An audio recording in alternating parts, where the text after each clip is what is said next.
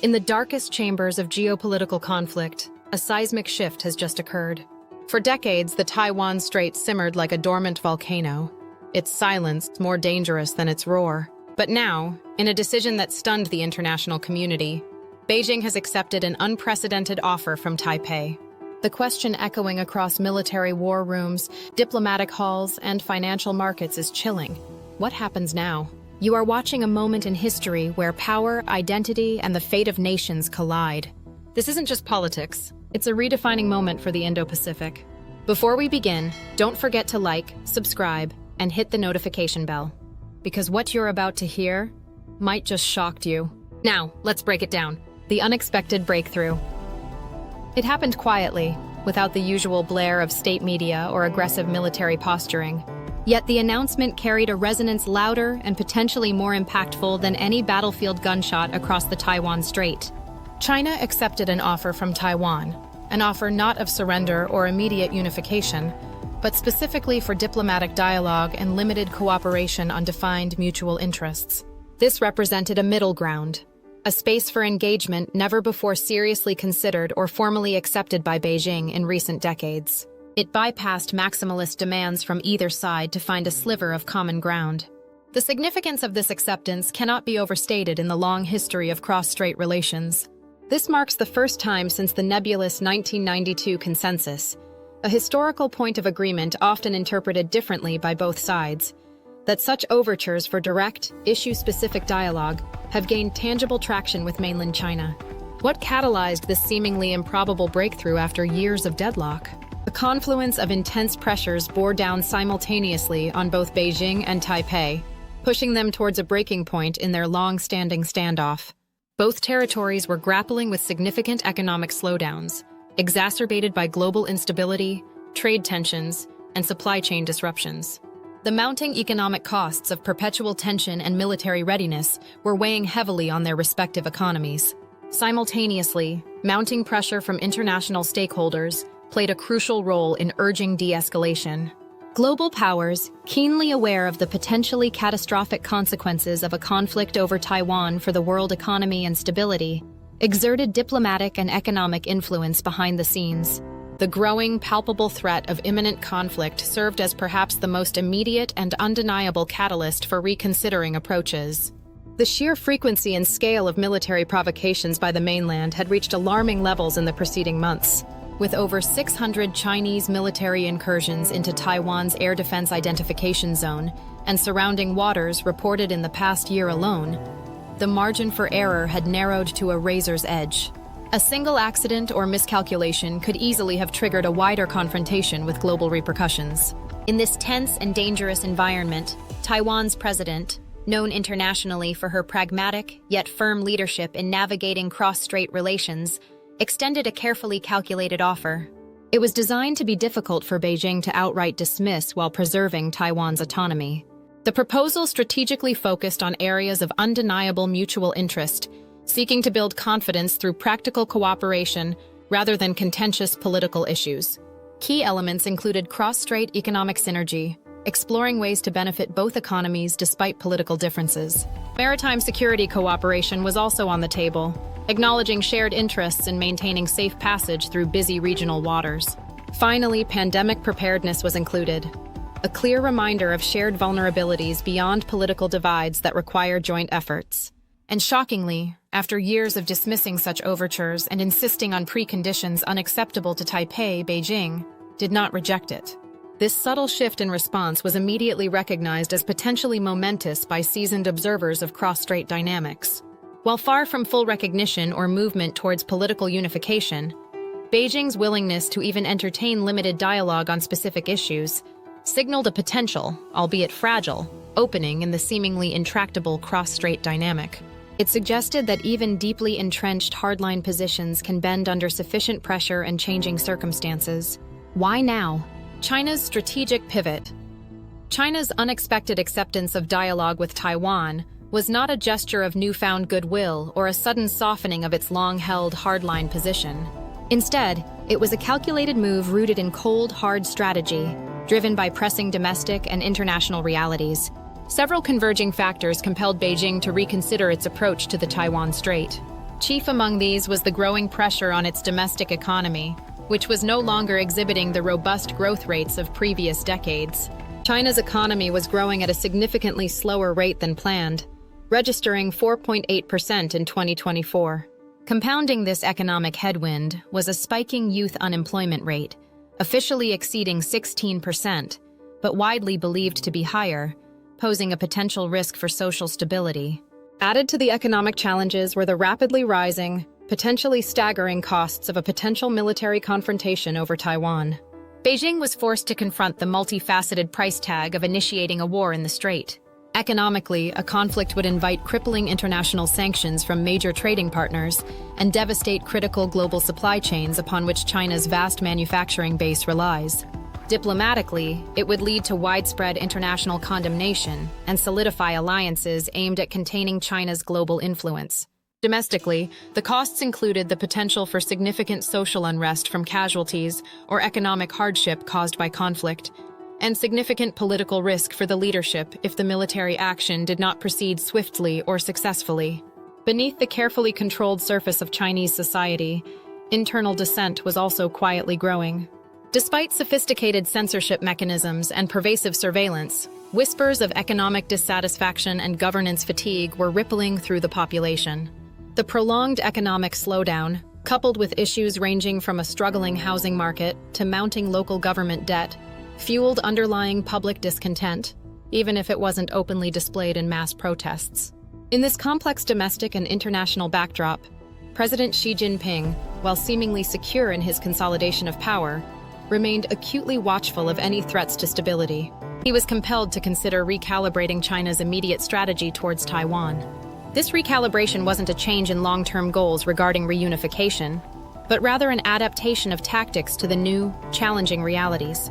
Recognizing the confluence of economic pressures, international scrutiny, and the high costs of conflict, a purely confrontational stance on Taiwan was becoming increasingly unsustainable in the short to medium term. Against this backdrop of converging pressures, Taiwan's pragmatic proposal offered Beijing a rare and valuable opportunity to achieve several strategic objectives without overtly compromising its core principles regarding Taiwan's ultimate status. Accepting dialogue could immediately help reduce regional tension, providing a justification to potentially scale back costly and risky military incursions that were heightening the risk of accidental conflict. It offered a pathway to revive cross-strait economic channels that had been strained by political friction. Crucially, it allowed Beijing to strategically control the narrative globally and domestically, presenting itself internationally as reasonable and open to dialogue, potentially shifting blame for any future escalations back onto Taiwan or external forces perceived as hindering peace. But this opportunity came at a definite price for Beijing's hardline position. Engaging with Taipei on a more equal footing in dialogue, even on limited issues, required making certain concessions, however small, from its maximalist One China principle regarding Taiwan's lack of sovereign status. There was also the significant cost of the perception of compromise, both domestically among hardline elements who prefer a purely forceful approach to reunification, and internationally among those observing China's resolve. Any dialogue could be spun by critics as weakness, or a deviation from the long-held dream of swift, forceful reunification. Ultimately, accepting a middle ground dialogue potentially reshaped the immediate timeline and approach to the reunification dream. It acknowledged that, for now, outright absorption was too costly and risky given the prevailing conditions, requiring a temporary, tactical shift in strategy to navigate the current storm. Taiwan's calculated gamble. From the vantage point of Taipei, the recent overtures to Beijing are anything but a concession. They represent a calculated strategic maneuver. Taiwan unequivocally maintains its independent governance and vibrant democratic identity, a spirit subtly yet significantly buttressed by a network of global allies who recognize the critical importance of the island's autonomy. Taiwan has, through deliberate national effort, forged itself into an indispensable technological titan, commanding over 60% of the world's semiconductor production, a reality that grants it a unique, powerful form of leverage on the international stage, often referred to as a silicon shield. Yet the pressure is unyielding. The stark military asymmetry, with Taiwan's active personnel a mere fraction of China's vast forces, underscores the precariousness of its position. Diplomatic recognition remains limited, forcing Taiwan to walk a perpetual tightrope in the international arena. This diplomatic outreach to Beijing, therefore, is not born of weakness, but rather a carefully calibrated demonstration of strength and a clear assertion of agency. It extends an invitation for peaceful engagement, while simultaneously delineating firm boundaries that preserve Taiwan's sovereignty and way of life. Analysts widely interpret this as a deliberate strategy to gain crucial time to solidify and expand its international partnerships, to bolster its asymmetrical defense capabilities with modern technologies like drones, and to enhance whole-of-society resilience. It is a strategy aimed at fortifying the island against all potential eventualities, ensuring that Taiwan is not merely reacting to external pressures, but proactively shaping its own future from a position of greater strength and preparedness. Regional reactions, allies and adversaries. Weigh in across the Indo-Pacific and beyond. Capitals are keenly observing Taipei's diplomatic recalibration, each calculating their own position in a shifting geopolitical landscape. From Washington, Taiwan's principal security underwriter, came a carefully worded affirmation. President Biden's sentiment that peaceful dialogue is always preferable to the drumbeat of war underscored the U.S. desire for de-escalation while reaffirming a commitment to stability in the Strait and the provision of defensive capabilities to the island, a policy consistent across administrations despite debates on its specifics. Japan, acutely aware of the potential for regional instability spilling into its own backyard from an assertive China, echoed support for peaceful resolution. Tokyo stressed the vital importance of cross-strait peace and stability for international security and prosperity, coupling its encouragement with calls for transparency and the upholding of democratic values in Taiwan, a reflection of deepening unofficial ties and shared strategic concerns. Nations within ASEAN, weary of the long shadow cast by potential conflict, generally welcomed any move towards dialogue that could reduce tensions and safeguard the vital trade routes that crisscross the region, prioritizing the stability necessary for their economic growth. However, the move was not met with universal approval. From Pyongyang, predictably, came condemnation, framing the development through the lens of Western manipulation, aimed at undermining regional stability and challenging Beijing. Russia, a close strategic partner of China, maintained a notable silence publicly, but watched intently, its focus likely on how this impacts the delicate balance of power and China's approach to its territorial claims, aligning with Beijing's One China principle in its official statements. Meanwhile, key regional players like India and South Korea, while expressing cautious optimism regarding the potential for reduced tensions, remain watchful. Both nations have significant economic ties with both China and Taiwan and are navigating their own complex relationships, hoping for a lasting calm that preserves regional stability and their own strategic flexibility. Military implications. The calm before another storm? Despite the unexpected diplomatic breakthrough and the initiation of limited dialogue between Beijing and Taipei, the military postures of both China and Taiwan remain, for now, fundamentally unchanged. The political opening has not yet translated into a significant reduction in military readiness or activity in the Strait. China's People's Liberation Army, particularly its burgeoning Navy and Air Force, continues its pattern of expansion and assertive operations throughout the region.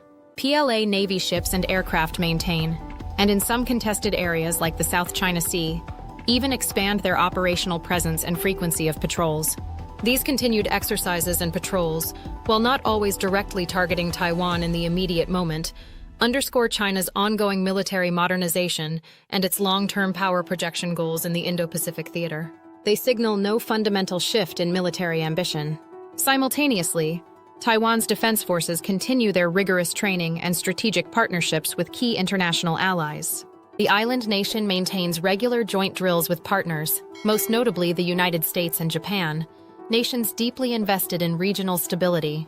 These exercises focus intensely on enhancing Taiwan's asymmetric defensive capabilities, improving interoperability with potential international support forces, and clearly demonstrating international commitment to Taiwan's security. They are a crucial counter-signal to Beijing's persistent military pressure. Beneath the surface of diplomatic exchanges and cautious public statements, the complex machinery of potential conflict remains fully operational and prepared. War simulations are still routinely conducted by both sides, meticulously planning for various scenarios of invasion, defense, and regional intervention. Missiles capable of striking targets across the strait, including critical infrastructure on both sides, remain fully fueled and ready for immediate deployment. High-resolution surveillance satellites scan the skies constantly, monitoring troop movements, naval deployments, and any potential signs of hostile intent from either side around the clock. Trust, in this highly tense and uncertain environment, is not built on genuine goodwill or shared historical affinity. It is strictly transactional, limited explicitly to the specific areas of agreed-upon cooperation and conditional entirely on the behavior of the other party in upholding the narrow terms of the dialogue. Analysts universally warn that this fragile détente, this temporary easing of tensions achieved through limited dialogue, could unravel within hours if circumstances change. The situation across the Taiwan Strait remains inherently unstable and susceptible to disruption. Any misstep by either side, whether accidental or intentional, could be immediately misinterpreted as hostile intent by the other. Any perceived betrayal of the limited understanding or the terms of the dialogue could instantaneously trigger a rapid escalation back to, or even beyond, the previous dangerous levels of tension and military posturing. Moreover, the absence of overt large-scale military maneuvers specifically targeting each other does not mean a cessation of all hostile activity. A constant stream of threats and low-level conflict persists beneath the surface of official diplomacy and public statements. Cyber threats targeting critical infrastructure in both territories continue unabated, alongside persistent small-scale drone incursions into sensitive airspace or waters. Sophisticated misinformation and disinformation campaigns are actively waged by both sides, seeking to influence domestic and international opinion and sow distrust. Military commanders from both mainland China and Taiwan, while often silent in public during diplomatic phases, remain on extremely high alert at all times. Their forces stand poised for immediate action. The intricate planning and readiness achieved over years of tension have not been dismantled or scaled back. They stand ready, waiting for any signal, any perceived provocation, that the fragile diplomatic opening has closed and the possibility of conflict has returned to the forefront. So, while a form of peace exists across the Taiwan Strait following this unexpected dialogue breakthrough, its nature must be clearly understood. The peace is real in the sense that open, large-scale conflict has been momentarily avoided through cautious engagement. But it is also, by all indications from military postures and underlying activities, temporary. It is best characterized as a calm before another potential storm, held precariously in place by cautious steps and the mutual, albeit transactional, recognition that the costs of immediate conflict remain too high for now. The economic domino effect. The news has already shaken global markets. Semiconductor stocks surged. Asian currency markets saw minor gains. Oil prices dipped as fears of conflict cooled. For China, this détente opens new investment channels and stabilizes manufacturing relationships strained by recent sanctions. For Taiwan, it offers safer export routes, greater participation in regional trade, and potential access to China's vast consumer base. Multinational corporations are watching closely, especially Apple, TSMC, and Tesla, whose operations could be severely affected by any future instability. Investors, cautious but curious, are re-entering a region once deemed too volatile. Historical comparisons and lessons, history offers eerie parallels. In 1971, the world watched as the U.S. opened relations with China, an unthinkable move at the time. Today, the China-Taiwan shift echoes similar shockwaves, yet the stakes now are higher. Nuclear weapons, cyber warfare, AI-driven surveillance, all are game changers. The fall of the Berlin Wall, the Camp David Accords, the Oslo Agreement. Each moment of diplomacy came with hope and peril. Will this current chapter be remembered as a breakthrough or a tactical pause before a larger collision? What happens next? This is the question haunting global powers. Will Beijing honor dialogue or use it as leverage? Will Taipei push further or pull back? There's a growing call for a formal cross-strait code of conduct, akin to the South China Sea agreements. Negotiators are rumored to be meeting in neutral territories like Geneva and Singapore. Some predict the emergence of a Taiwan Clause, an unprecedented international framework governing economic, cultural, and limited diplomatic exchange without altering sovereignty claims. Others are less optimistic, warning that any illusion of peace might simply be camouflage for strategic recalibration. The world stands on a razor's edge. Peace is possible, but so is deception. This moment, This choice between dialogue and discord will define the next generation of geopolitics in East Asia. Taiwan offered a path forward. China accepted, but the road ahead remains unlit, unsteady, and unpredictable. As night falls over the Taiwan Strait, one truth remains clear. The game has changed, and the players are moving. Thank you for staying with us through this urgent geopolitical analysis. If you value depth over headlines, truth over noise, then help us grow. Like this video, share it with those who care about our world's future. Comment with your perspective, and subscribe for more world-shaping insights.